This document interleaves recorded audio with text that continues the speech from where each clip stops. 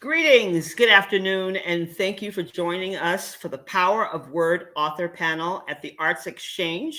This project is supported by Georgia Humanities in partnership with the Georgia Department of Economic Development through funding from the Georgia General Assembly, funding provided in part by a grant from the Community Foundation for Greater Atlanta through the Metropolitan Arts Fund and the ArtsXchange's individual donors. Thank you all so much for joining us. It is October 31st. This month is just, it just kept going. And it is the last day of October. And we are here today with our guest, Dr. Doris Derby, PhD. I like saying the letters at the end of the names, PhD. So this is Dr. Derby. I'm going to read Dr. Derby's bio, and we are going to get into our conversation. If you have any questions, if you're watching us on Facebook Live, or if you're watching us on YouTube Live, if you put any question in the chat, it should pop up here in my studio, and I will be able to deliver those questions to Dr. Derby. Dr. Doris Derby, PhD, is an honored humanities scholar, civil rights icon, documentary photographer, activist, educator, and author. Her book, Poetography, Artist Reflections of a Mississippi Lifeline in Words and Images, 1963 to 1972, and a Civil Rights Journey, The Astonishing Archive of Dr. Derby, will be released on October 2021. Her third book, Patchwork Painting, Prose and Poetry, Art and Activism in the Civil Rights Movement, 1960 to 1972, will launch in November 2021. So that's soon. So now you know what to put on your holiday shopping list, right? Yes, this is me helping you out. Happy Sunday.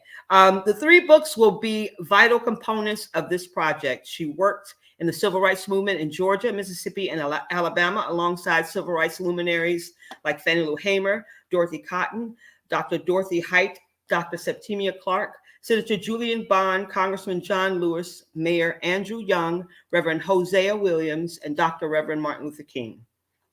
Reverend Dr. Martin Luther King, and many others. Dr. Derby was a working member of Student Nonviolent Coordinating Committee.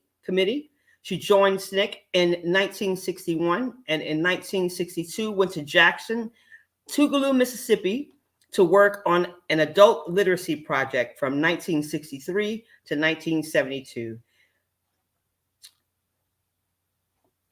She was involved in many SNCC projects and initiatives, including COFO, Council of Federate Organizations, MFDP, Mississippi Freedom Democracy Party, and the first Head Start program in the United States. She was co-founder of the Free Southerners Theater. She worked many years with PPC, Poor People's Corporation. There we go. And was the founder of the Liberty House Community Cooperative Marketing arm of the PPC. She also joined the team of Southern Media, a documentary film group. Dr. Derby's extensive academic work includes being the founding director of Georgia State University's Office of African American Studies, Student Studies, Services and Programs, Division Student Affairs, as well as an adjunct professor of cultural anthropology. She has taught at the College of Charleston, the University of Illinois, the University of Wisconsin. She has also lectured at Jackson State College on African American culture. She is a documentary photographer whose photographs are in exhibits throughout the country, including the Smithsonian Institute, the Field Museum in Chicago, the Bronx Museum in New York, the Skirball Museum in Los Angeles, and the High Museum here in Atlanta. Welcome, Dr. Derby. How are you on this fine Sunday afternoon? I'm well. I'm doing very well. I am happy to see the sun out and that we have a great day for the Braves. See, I have my pearls on. I couldn't make the game, and no tailgating for me.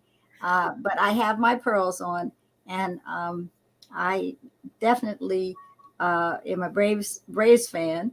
Okay. And go Atlanta, go Braves. All right. What other sports are you interested in? Now you've perked. I didn't know you were a Braves fan. Yes. Well, I like to watch basketball, the highlights, and I watch the football, the highlights. Basically, I'm more into dance. Okay. I, have studied dance all my life.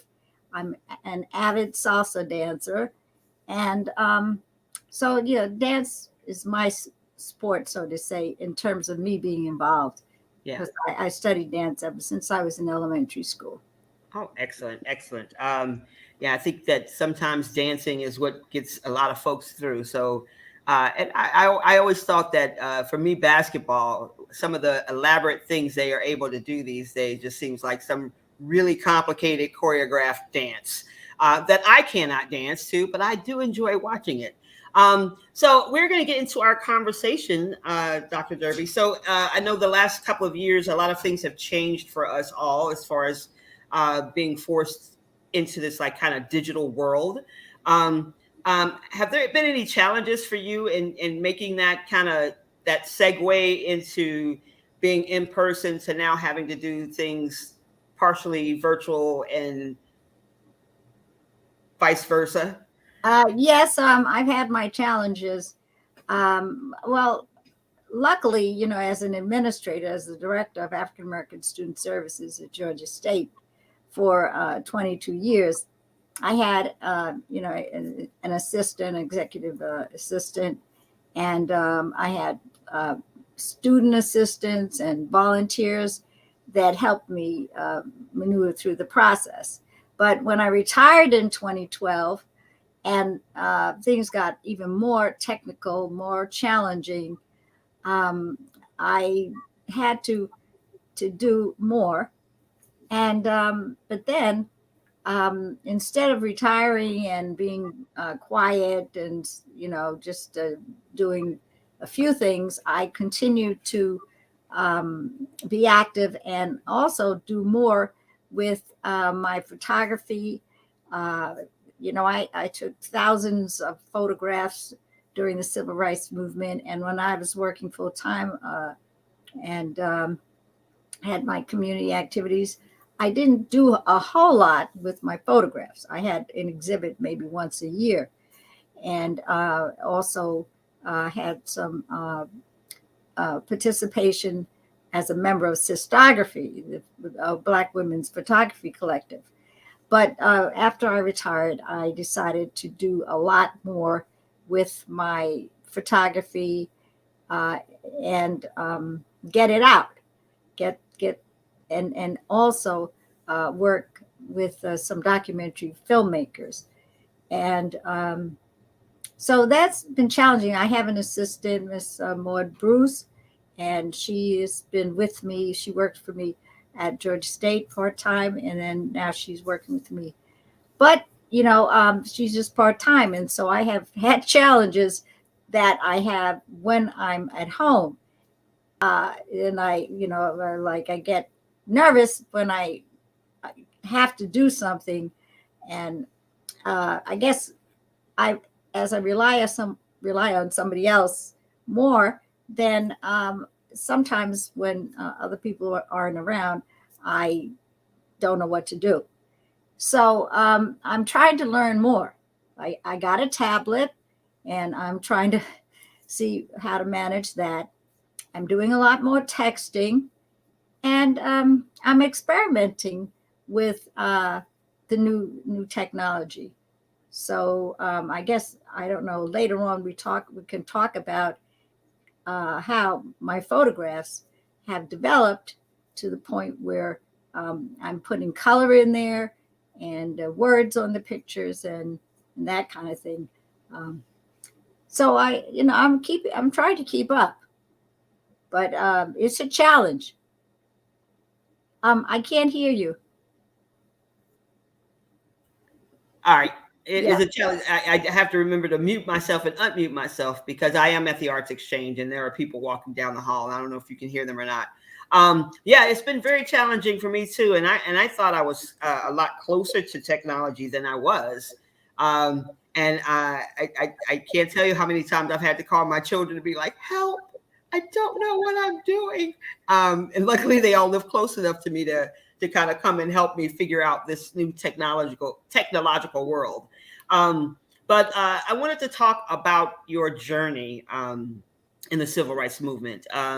So can you tell us how and why you became active in the civil rights movement? Was there a pinnacle moment where you knew that now was the time? Yes, now is the time, is then is now. So I have a legacy of civil rights activists in my family. My maternal grandmother was a founding member, and her son, eldest son, they were founding members of the NAACP in 1920, and I have the papers to prove that. And she was a mother of 11. So that on my mother's side. So all of the 11 children and the ones that survived that I came to know, they were always talking about politics and race, how racism affected them. And we're from the North. We're from New York. And my grandmother was from Bangor, Maine. And the children, some of them, continued to live in the Boston, New England area, as well as a number of my aunts and uncles lived in New York. So my father, who attended the Pennsylvania University, he faced discrimination as a college student in the 1930s. For example, he was a sports person and he was very active. And when he was about to receive some awards and went to the awards ceremony, they told him he had to use the servants' elevator, at which time he left. He did not go to the award ceremony. Later on, and he found discrimination in the engineering field in the 1930s, and he got out of that. And then he went into the civil service, New York State Civil Service. And, in the civil service, you take exams to move up. But when he moved up to the top to become managerial, on the managerial level, he faced discrimination again. And the discrimination was in the oral interviews. The written ones he passed, but the oral interview, the managers would say he failed. And he found out from speaking to some other colleagues that they went through the same thing. And they formed an organization to fight discrimination in the civil service in New York City, and then it spread to New York State. So I had that legacy, that background early on, before the civil rights movement became active in the 60s, the 50s, the 60s. So he was part of that. So I feel like, I inherited that to a large extent. I was an activist before I went to the South. At Hunter College, which I graduated from in New York, I was a member of the NAACP, from locally from the age of 16. We had a youth group in the church. But I was active in college with the Protestant group and the African Students Organization and the Northern Students Movement. So when civil rights started action oriented in Georgia and Mississippi, I just it was something that we did to support the northern students supported the southern students through this Northern Students Movement.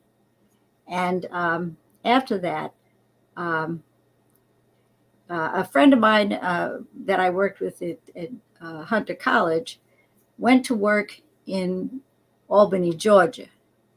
And I was taking a trip across country in 1962, and she was arrested, I had heard. And so I said, well, I'll go and stop in and see how she is and what's happening with her.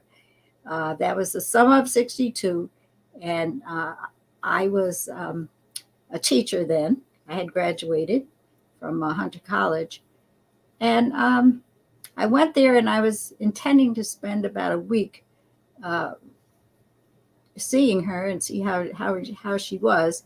And I ended up staying there the whole summer. And that's where I worked with SELC, Andrew Young, Martin Luther King, SNCC.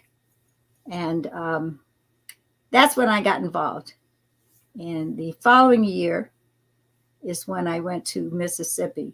Bob Moses, who recently died, SNCC leader, asked me to come to Mississippi to work in developing a literacy project to get people ready, Black people ready to vote. And I did that, and I was only going for 1 year, and I ended up staying for 9 years. And that was the beginning, and that was my journey, being very, very active in the civil rights movement. So when you started, so when did these other mediums that you also create and start entering your work through the civil rights movement? Like, when did the photography start? When did the were they always in tandem? Well, my father was a photographer. I was looking at some pictures that we had of him, and he was in a bridge club, men's bridge club, in the 50s, and they have a picture, and he's there with his camera in his hand. My father gave my sister and I Brownie cameras when we were in elementary school, 3rd, 4th grade. So we had the cameras, so that's, and then I also started painting,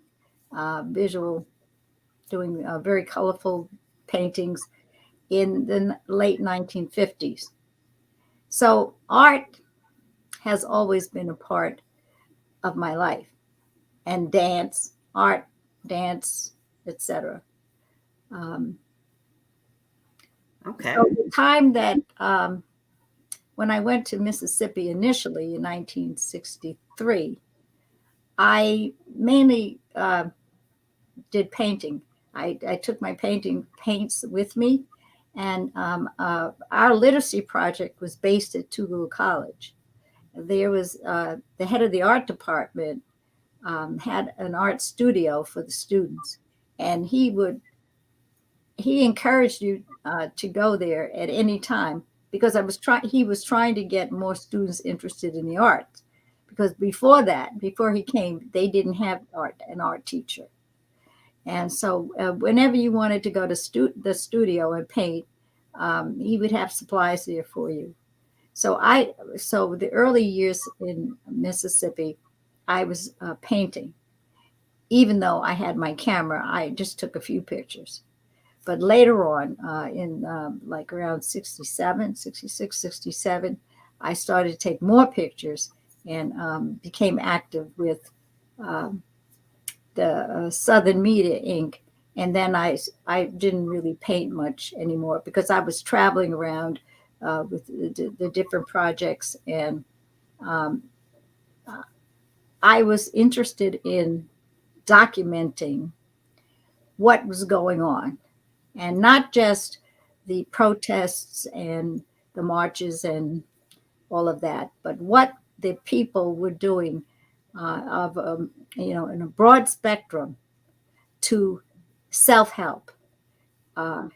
There were people were involved in building up the preschool, establishing preschools, Head Starts. We had the freedom schools.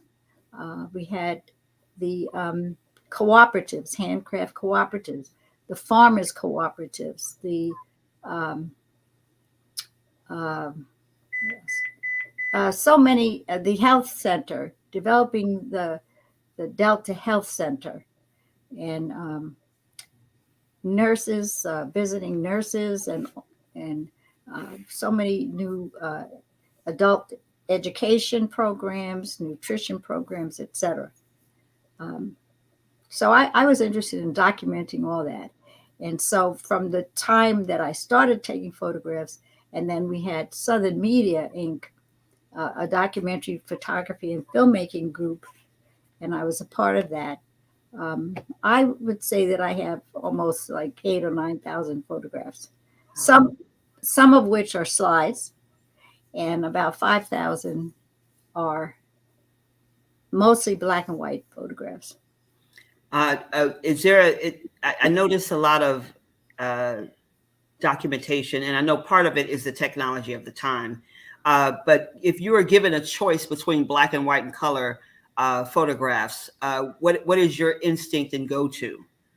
The black and white. I did a lot of color with slides, because back in the day when I would speak to different groups about my work in Mississippi or things that were going on, and I had my slide projector and my slides and my screen, and I would take that. And that's something that I did, that my father did.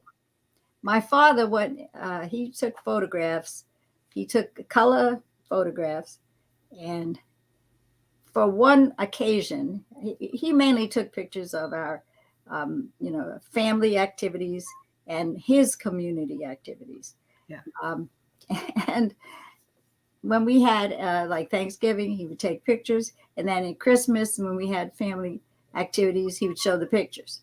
And he had his slide projector and his screen, and mainly slides. And so that's what I did.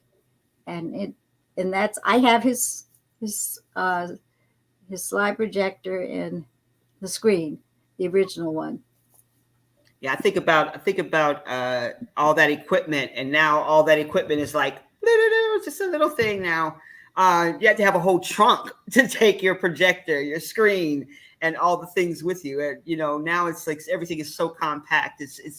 I just like the history of not only the documentation, but also the history of the equipment used to take that documentation. And I want to talk about poetography right now, because before I mentioned, when I joined Southern Media, and I was the only woman in the group, photographers group, and the guys had multiple cameras, and so they said, well, you have to get multiple cameras. So when I was taking pictures, I had one around my neck and one on each shoulder in different lenses. And so I created a couple of dresses, because back then, I was wearing dresses. When I was out in the field and taking pictures, I basically wore a dress unless we were on farmland. So I made dresses and made a big pocket in the front so that I can put my lenses and my camera, my film can in there, and my knapsack where I carried my cameras when I wasn't using them. And I credit my father for his role in my upbringing, because my father was an outdoorsman, and he was also in the National Guard at the Harlem Health Fighters, and he was in the military. So he took us camping every summer, my sister and I, and we got used to being in outdoors, and I got used to wearing a knapsack. So I had 3 cameras, and I was taking a lot of pictures then. No, I think that I think every woman in the world is like, dresses need pockets for multiple reasons. Yes. I never knew of a pocket that could hold a camera, but I am intrigued. And I was like, there's a picture of you that I saw. I don't know if I was in this book or if it was in the other book that you showed me, where I think you were wearing multiple cameras. And yeah, no, but I love this project here of putting pictures with words. And this poetography is poetry and photography. And it is available for your stocking stuffing needs, people in Facebook land and YouTubeville. So make sure that you check out Dr. Derby's work. I will put the links in the chat of where you can get these things. Would you like to share some of your poetry with us, Dr. Derby, out of either of your collections? Yes. I want to mention that I'm standing in front of the house that I lived in 1963. It was right outside of the gates of Tougaloo College, and it's still there. And after I left, while I was in that location, we had other civil rights workers when they came from out of town and needed a place to stay. We would, have them stay at our place. And so eventually, I didn't know it, but our house was referred to as one of the Freedom Houses. And so it's still there. And some people would try to get it as a historic marker there. I don't know that it's happened yet, but that house has a story behind it, a lot of stories behind it. So, I would like to read some of my poems. Now, I would mention that the poems were a mixture of personal thoughts and about things happening personally, and they were the poems reflect what was happening politically, what's happening with racism and segregation. And in the back of the house, it was a peaceful, calm area surrounded by big bushes and whatnot. And there's a back door. And I would go out there. And that's one of the places that I wrote my poetry, because it was so calm and I was in nature. And I was used to having nature around, because at our home in the Bronx, we raised, we had a lot of fruit trees. My father was an urban farmer. We raised vegetables and fruits and chickens and ducks. And then as I said, he took us in the mountains for a couple of weeks every summer. And so I was used to having the environment as an important part of my life. And so this house in the back of it afforded me that quiet time of thinking and creating. So my poems, definitely reflect that environment.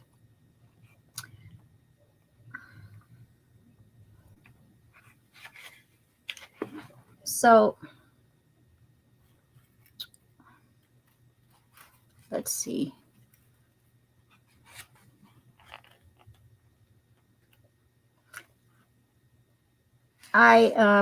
So here's one of my poems. It's called Nature's Music.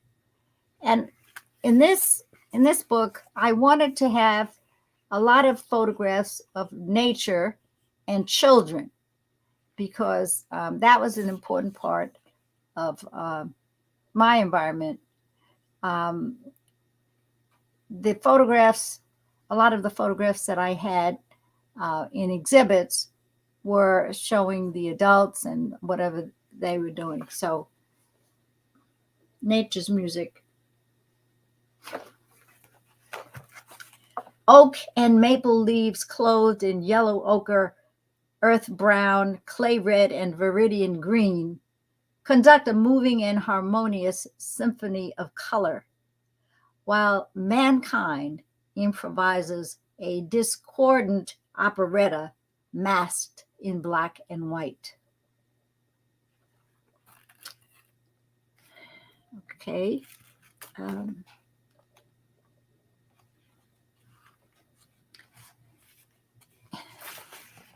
it's another this stump of a tree and a branch, car in the background. This picture is in the recent opening exhibit of the Sistography collective, Black Women's Collective, that at the Haggard Brooks Gallery in downtown Atlanta, in the West, yeah. And the prelude. Even the strongest tree, whether old or young, must at some time shed its leaves. My mother's happiness was a prelude to the song of sorrow and death. Moving very slowly, death came on from an infection called man. This picture that's in the exhibit, we talked about technology and how I have had to adapt to technology. And the exhibit of the Sistography was called Alternate Realities. So we came up with the idea, a friend of mine, Fury Reed, of putting color in this. I said, I want to put my poem, insert some of the poetry on the picture.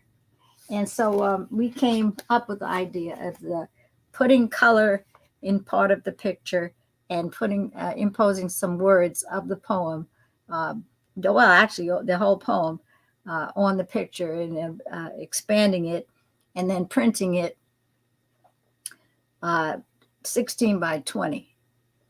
So that's something different that I had done from what I had done before. But I was excited about that, and so we did that with another photograph also.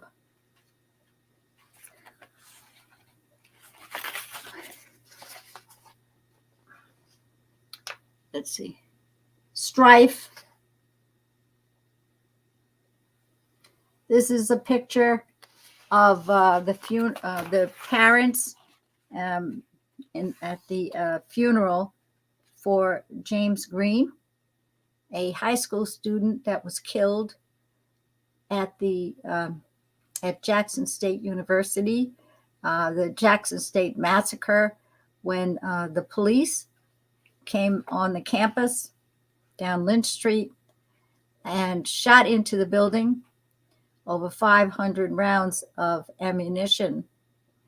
And 2 students were killed, Philip Gibbs and James Green, and several students were injured, and from bullets, and also from falling down,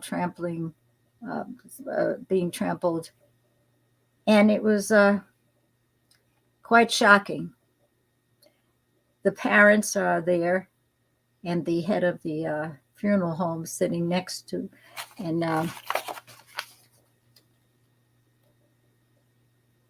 then this is the burial site. That was in 1970.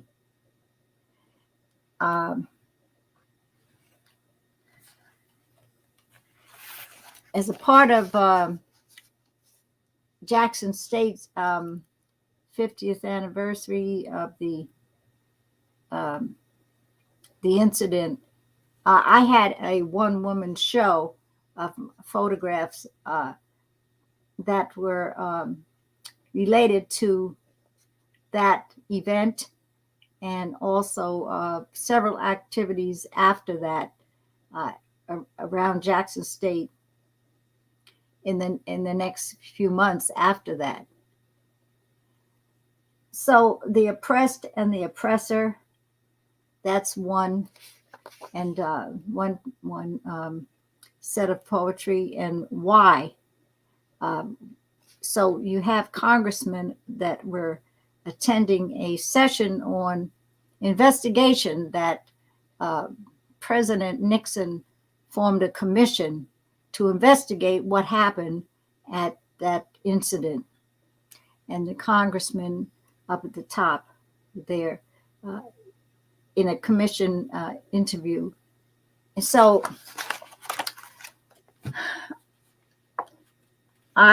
for that picture with the congressman, why? A great white cloud floating freely in the sky was suddenly stopped by thunder.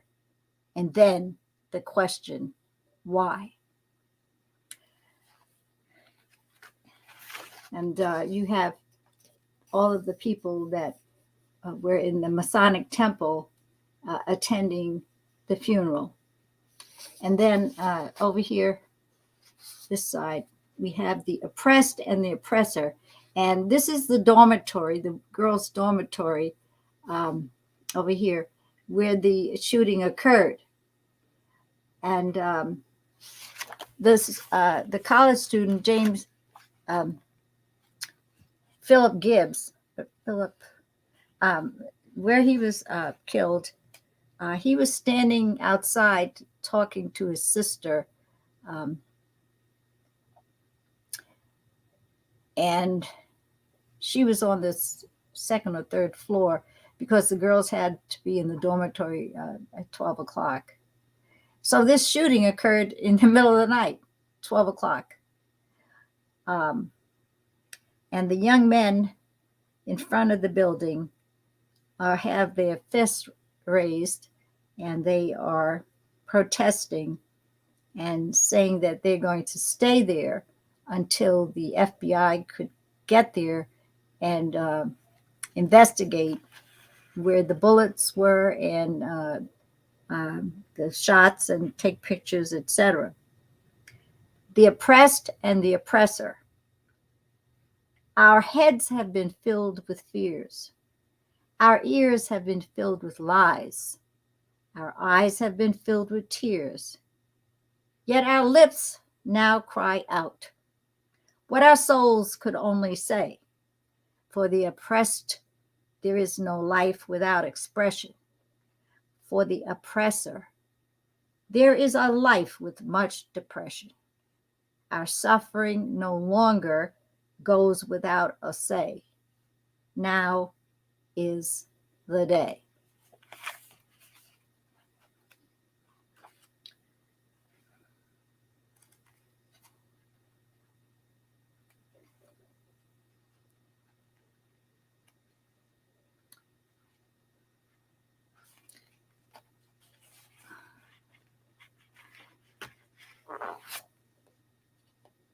Mankind.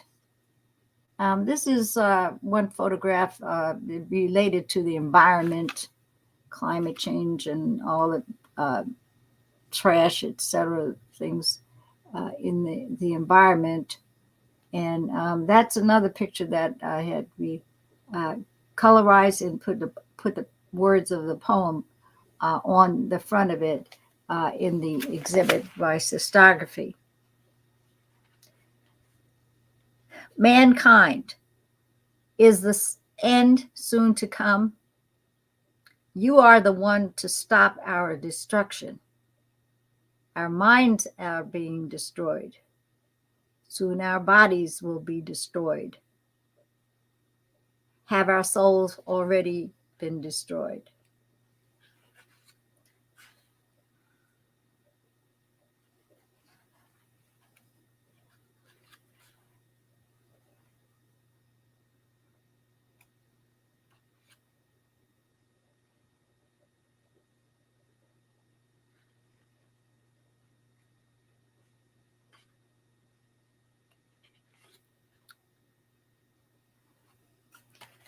And I have pictures, a lot of pictures of the farmers, the salt of the earth. Without the independent farmers, we as civil rights workers would not have been able to last as long as we did. The independent farmers in Mississippi and Georgia and Alabama, they provided housing and food and clothing and used their land as sources of bail money to get civil rights people out of jail, out of prison. And so this book has a number of the people that are independent farmers and also the sharecroppers. The sharecroppers, many of them lost their jobs if they associated with the civil rights movement. Heavy laden. The soul of my people bleeds, gushing with sadness, just as Mother Earth's does when, after a heavy rainstorm, she, laden with water, is stepped upon by heavy, sharp-heeled boots, and the water within is forced out in spurts. The farmers started, farmers in North Bolivar County started the North Bolivar Farmers Co-op, and Fannie Lou Hamer and Elsie Dorsey were two of the primary figures in the developing the co-ops. And Bobby Smith, Professor Bobby Smith up at the University of Illinois, is preparing a publication, a book on food insecurity, racism, and politics. And it talks about the farmers, the people, how the people fared in the rural areas and what they had to do, and how there was a lot of food insecurity, and the role of the farmers co-ops. I have a lot of photographs of the farmers co-ops in North Bolivar County and also Lafayette, Louisiana, with the Grand Marais Farmers Cooperative and the Federation of Southern Cooperatives, which is based here in Atlanta, did a great job and still doing a great job in helping the Black farmers to survive and get their due. So I just had a lot of photographs of farmers because they are very, very important. Land is very important. I tell you, my father was an urban farmer, and we raised our own fruits and vegetables and ducks, chickens, and urban farming is very important today.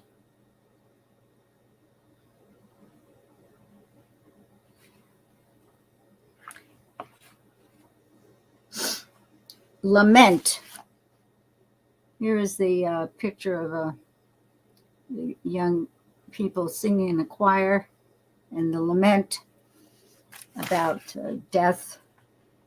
Willows weep, evergreens sway, foliage swings slowly, hanging moss hangs lowly, and people pray. Day is dark, night is bleak, air is dull, no one can speak. A man has mysteriously gone away, and still people pray. For what? And this relates to all the Black men that have been shot down, assassinated, murdered.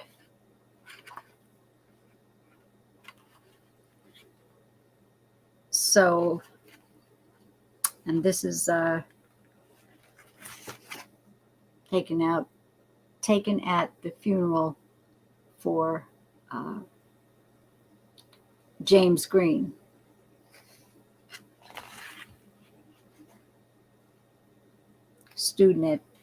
High school student who was passing in front of the girls' dormitory in 1970. And Thompson's tank shot bullets on both sides of the street.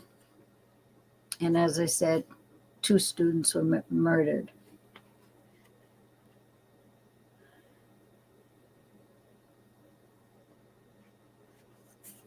And here's, oops.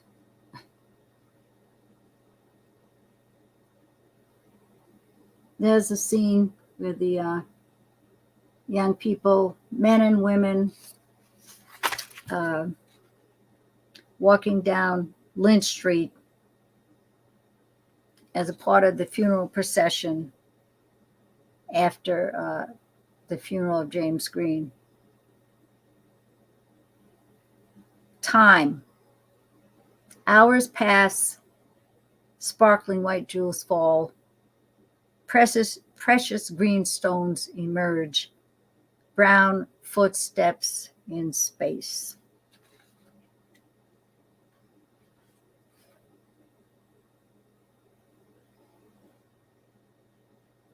Well, I think that that's pretty much ones that I'll do for today. And there's more in there in that book. This is the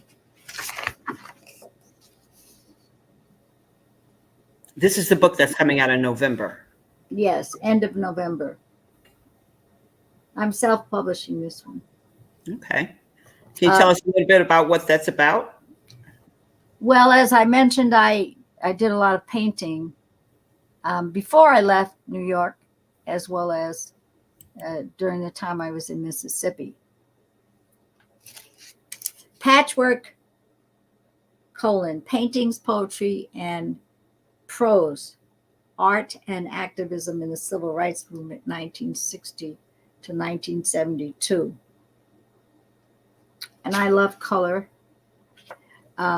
These are some of my paintings, which are depicted in the book.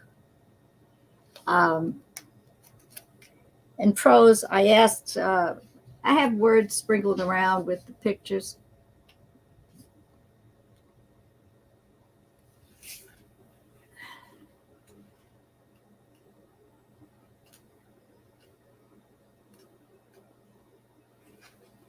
And the freedom songs were such an important part of the movement that my images depict aspects of the movement and people around me, nature, etc. And the freedom songs were such an important part of the movement. So this is one of my pictures. All of the hands up in favor of freedom. Do you want your freedom? Certainly, Lord. That's one of the freedom songs we sang a lot, SNCC, and at mass meetings. This other picture, oops, yeah. This one, breaking the chains. Oh, freedom over me. Breaking the chains, past and present. So we see that this goes back, way back. Breaking the chains goes back to Egyptian times.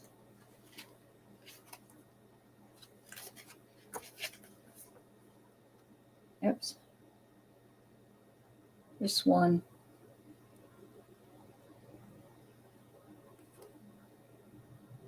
Two parts to this painting. And the poem. My mother's happiness was a prelude to the song of sorrow and death. Mother's mourning murder. And here you have a lynching. Where's it? Over here. A picture of a lynching. And then over here, mothers. I had the opportunity to traveled to Nigeria in 1960, before the civil rights movement that I went to. And I lived throughout Nigeria with families, the West, the East, the North, and got a chance to see the Muslim areas, see the areas dominated by the Igbo people in the East, and the West, Yoruba, and live with families. And so the freedom songs in this one, nobody knows the troubles I have seen. And we know that today their mothers mourning murder. We hear on the TV news, Arbery, and all of the other mothers. Every day we hear about another mother mourning murder. And so what I depicted back then, it's still happening.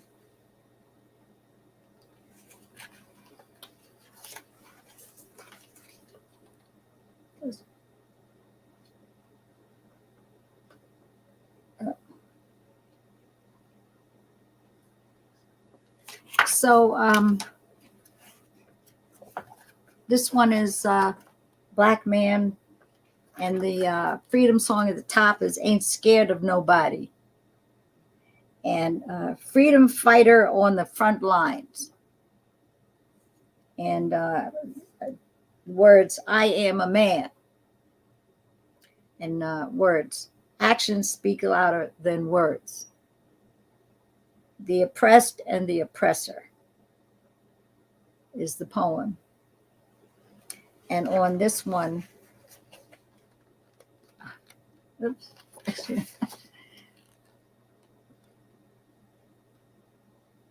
this one here. We are soldiers in the army. And we have words like Black Lives Matter, night vigil. In the movement, people had to stay up at night with shotguns to make sure that the Klan or someone didn't come through at night and shoot in the house. And I when I stayed in the home of a family, when we had the Head Start program in a community, the families donated the land to establish a Head Start building.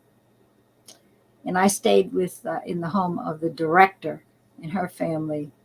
And they had to, the men, the husband and the sons, stayed up at night with a shotgun to make sure that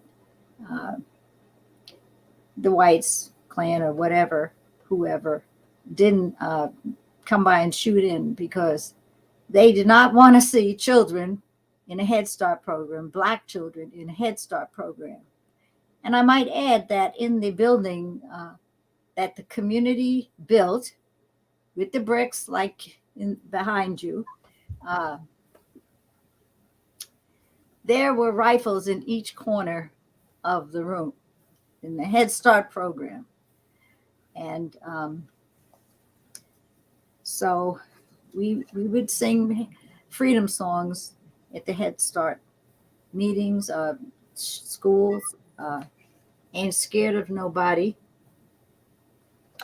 and Black Lives Matter, night vigil, and the men in the community would be around to volunteer to see that, to help out, and they made equipment for the children to play, but they were there too in case anybody came and started something. And we know the freedom song, This Little Light of Mine. Nope, this one. The children over here. The children. This Little Light of Mine, I like that song for children. They're the light of the future. And The house is very desolate, for no longer can we hear the soft footsteps of our father, nor his words that were so dear. And so the men in families that were killed, assassinated, etc., and the children. The question is, what about the children? What happens to them? What do they do when the father is killed, the economic provider, and so on, or the mother? And finally, from my trip to Nigeria in 1960, we have the ancestors. The son is the father. The son is the father of the child. The African family stands up against time and with time. We'll never turn back. The ancestors. So the young people of today look back at the ancestors and see what they did, and to keep the line going, to keep our people moving forward. And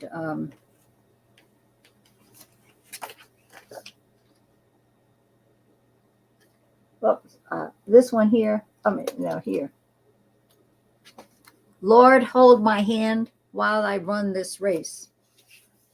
Black children's lives matter. Big sister, little brother. We know how you feel the pain. And finally, this song here, keep your hands on the freedom plow. Keep your hands on the plow. And I have a picture of the farmer because he's the hero, one of the heroes. Vernon Damer was a farmer in Hattiesburg, and he was head of the NACP in Hattiesburg, and he would help the people register to vote. He would pay their fee if they had a fee, and even when they had a meeting, he would have them come and park at his house, and then he would take them to the meeting. And his son was on a program last week, and was talking about what his father did as the head of the NACP, and his wife, the young man's mother. Vernon Damer was killed by the Klan. They came to the house one night in the 60s, and Vernon Damer, with his shotgun, held them at bay, but they threw the firebomb in the house.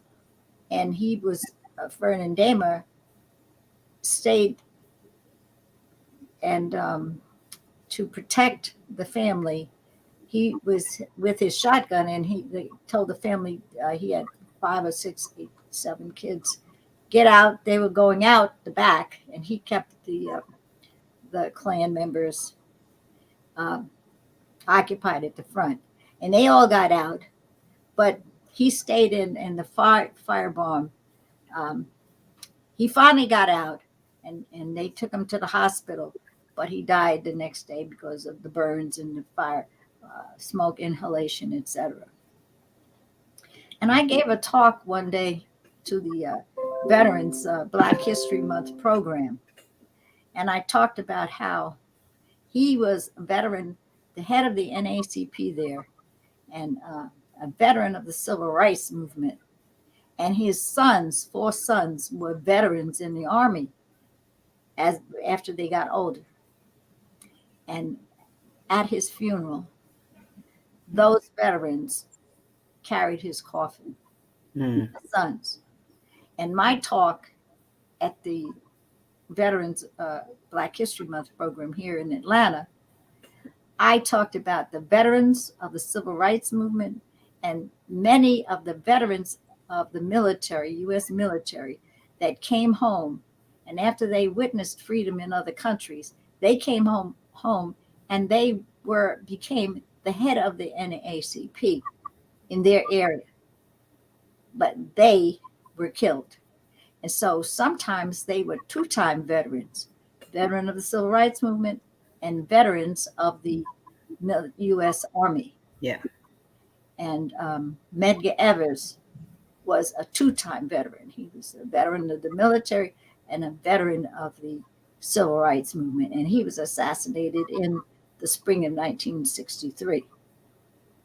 I remember teaching when I was teaching in the classroom, and talking about the name of the base is eluding me now, but the group of Black soldiers who were in a part of England that was not segregated and were doing what everybody else did, and how the United States Army actually turned on their own men because they didn't want them to experience that freedom, and what the frustration must be to know that, know in your head and heart that this is not normal, but also seeing it not be a part of your life, and then having to come back to what you know in your head and your heart is not normal, and what a struggle that must be.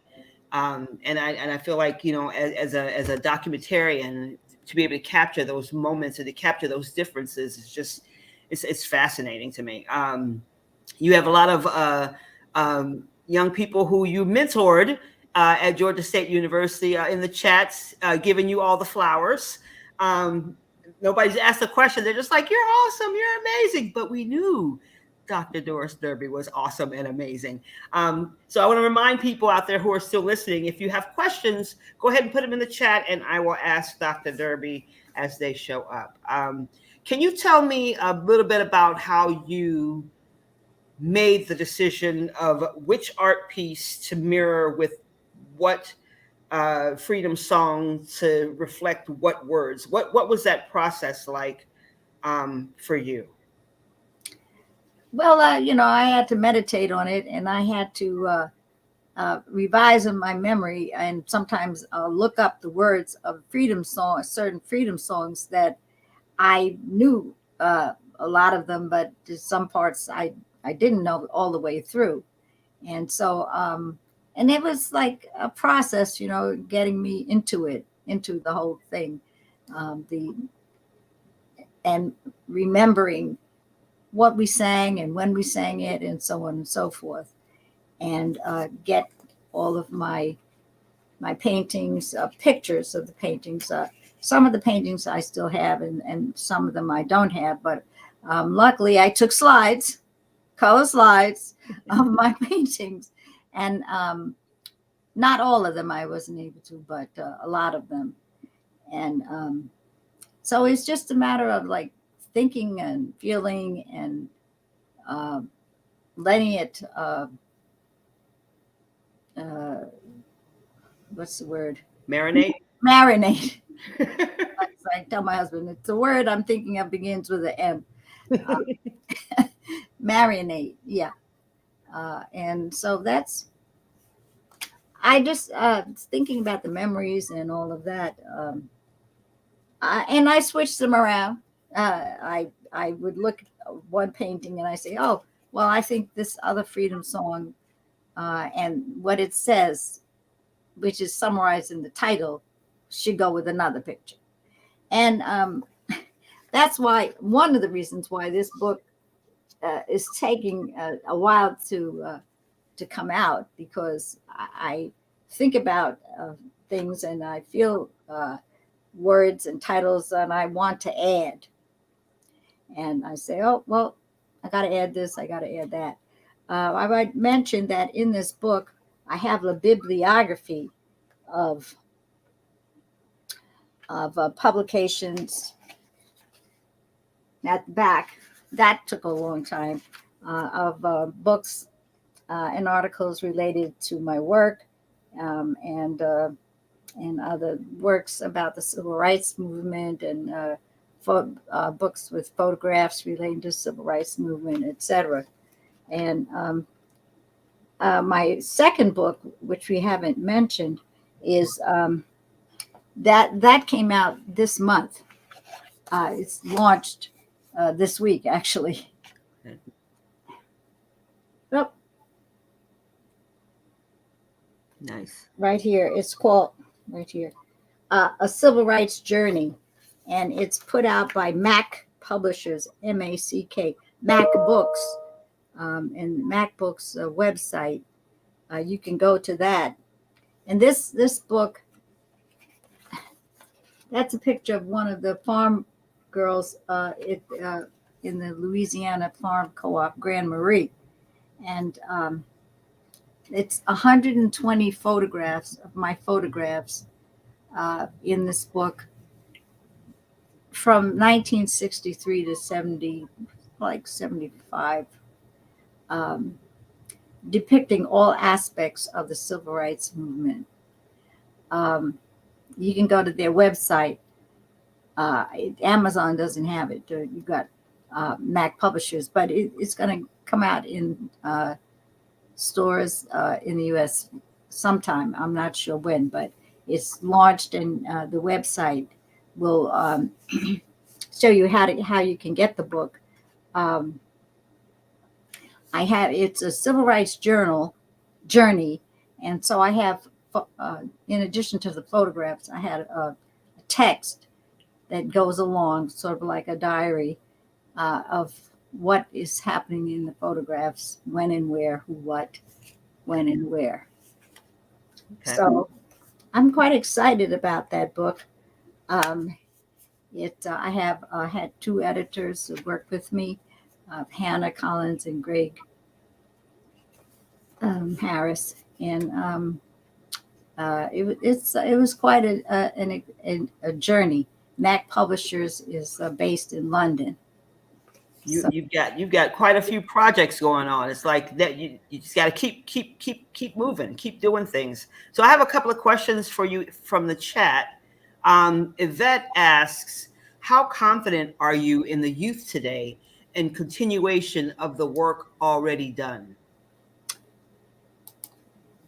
Say that again. Let me marinate on that one. All right, I'm gonna say it. You ready? How confident are you in the youth today and continuation of the work already done?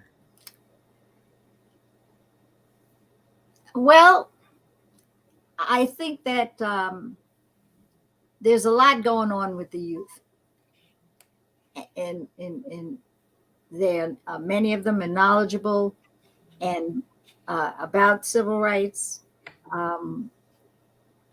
and they're continuing work, and they're working. SNCC, we just had SNCC just had the conference, the 60th anniversary celebration, and there were a lot of young people involved. We had a good attendance, and we had the old SNCC folks that are still around, and professors that are researching, young professors. Just like I mentioned, this Bobby Smith out at the University of Illinois. I met him 4 or 5 years ago in Mississippi, Jackson, Mississippi, at an exhibit of mine, and he was a grad student then, and now he's a professor, and he's publishing a book on a very important topic: food insecurity, police, and racism. And so we have a lot of young people that are continuing the academic part of what we started and looking at the history. And that's why I keep being involved, because how many people have the photographs that I have? And he is using 6 photographs in his book of my work. He said, I want to not only have the words about what happened with the food insecurity to inform us about what's happening today. He said, but I want to have the historical pictures. And so I had pictures of the sharecroppers, and I had photographs that he can use. So we have that forefront moving along, and we have a lot more young people doing that. So out in the streets, out in the community, we have more happening, but we have more people today. And then we have more, whenever we have a push forward, we have something that pulls us back. And so what's happening with the media, it has the positive things and it has the negative things. And we have to get more young people out to know what's happened in the past, and more adults to see how we don't keep what happened in the past a secret. We need to uncover and show that these things are happening again. A lot of these things are happening again. So many young people are getting killed for a lot of reasons. Some are killing themselves, each other, and some are being killed by, various political forces. And we have to make sure that we're diligent. We have to get out and vote. That's what a big thing that we fought for the vote, because when I went to Mississippi in 1963, it was segregated and people were not allowed to vote. If they tried to vote, they could risk not only losing their jobs, but losing their lives. And this kind of thing is happening today. And if we don't vote and get our people in, we have to vote on the community elections, the state level, the national level, we have to join the NAACP. I was a member when I was 16, when our church, when it got a bigger church, it used the smaller church, the old church, as a community center, so a community place. And we had groups meeting there, and one of them was the NAACP. And we just have to push forward. Yeah. And what I say in my pictures, and like I say, I'm adapting my black and white pictures, putting colors in them, I'm putting words on them. And so young people take it from there and be creative, mix up the arts. When I was at Georgia State and we had the Performing Visual Arts Council, we put on plays, but we didn't have a lot of equipment and everything. So we had just readers theater, and we integrated dance. We integrated photographs, media on the screen in the background. And so we could get a point across. And the Atlanta Black Theater Festival that just occurred this weekend, Tony Henson and Antonio Henson, they're pushing, words through theater. And that's another thing we didn't talk about, but I was a co-founder of the Free Southern Theater, along with Gilbert Moses and John O'Neill. And the idea was that we would take a repertory theater around the state to present issues and to get people having sharecroppers and farmers and small town people to have an idea of what's going on, because there was a blackout in the newspapers and radio in Mississippi. They didn't talk about anything controversial. The Black people had to find another source of information about our history and our what was current going on. And so we have to use the various art mediums to get across what we want. Theater, we express it in dance. There are Alvin Ailey Dance Theater of Harlem. I attended those programs when I lived in New York, and he brought Black music, gospel music, and Black music, and merged it with dance and our movements, African movements and church movements and all of that. That all was brought together in Alvin Ailey's dance pieces, which is this was wonderful. Yeah. Yeah. I think that, that you made a very interesting point that I think a lot of us kind of take for granted sometimes. Like, I think that, when you become adults, because you know a thing, you kind of almost assume that someone else knows it because it's known. And so that idea of learning what happened so you can inform what's happening next, I think is very, very important. And that's something that you said that just kind of like popped in my brain. So we have another question. Daphne says, I know you love color. How much did color influence your words in the past, and how much do they influence them now?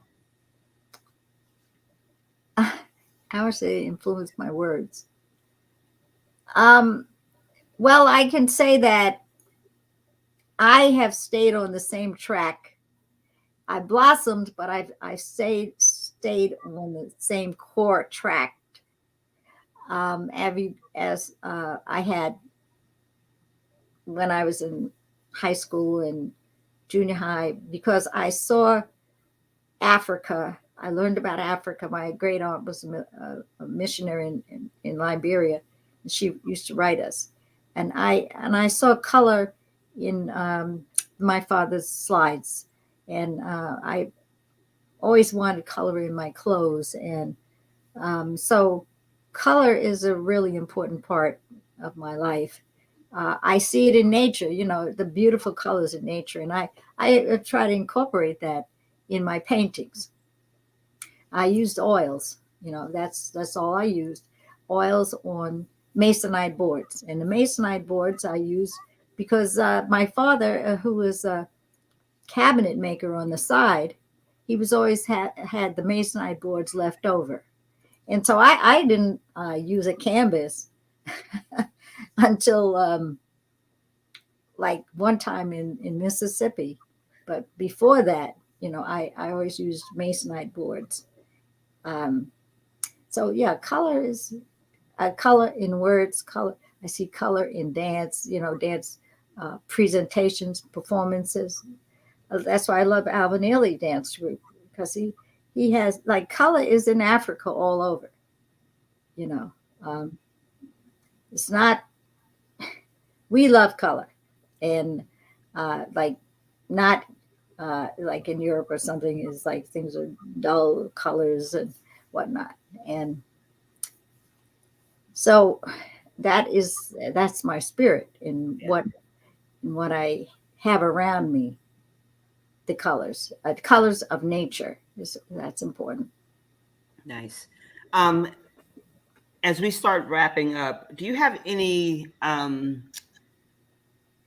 advice? What is some advice you would give to young people who are taking up the gauntlet to continue to fight and work for civil rights in this country? What is some advice or a word of wisdom or a nugget that you learned that you would offer to young folk who are taking up or continuing the fight in civil rights movement? Well, keep creating and utilize what's around you in your environment, and use different mediums, and don't go to don't go for the money and make compromises with what your work is all about. And you can have a job. Don't be a starving artist in that sense. Keep your money coming in so that you can function. Keep something coming in, and then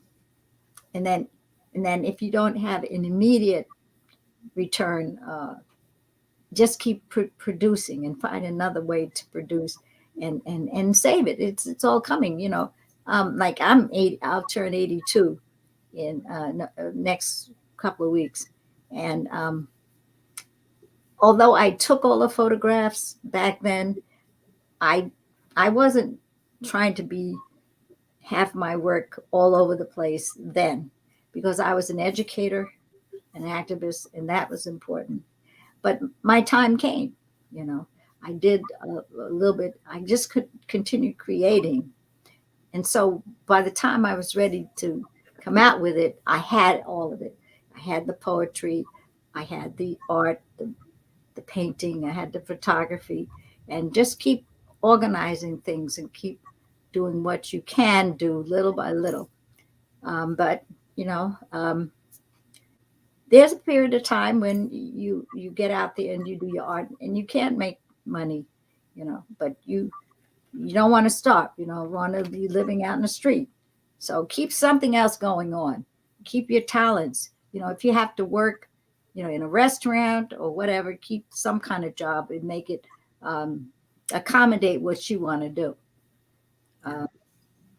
And keep your spirit up. Go out and meditate. Look at nature. It's refreshing. And keep up with the technology, but don't let it run you. Yeah. Mm-hmm. Yeah, I think that's some really, really good advice.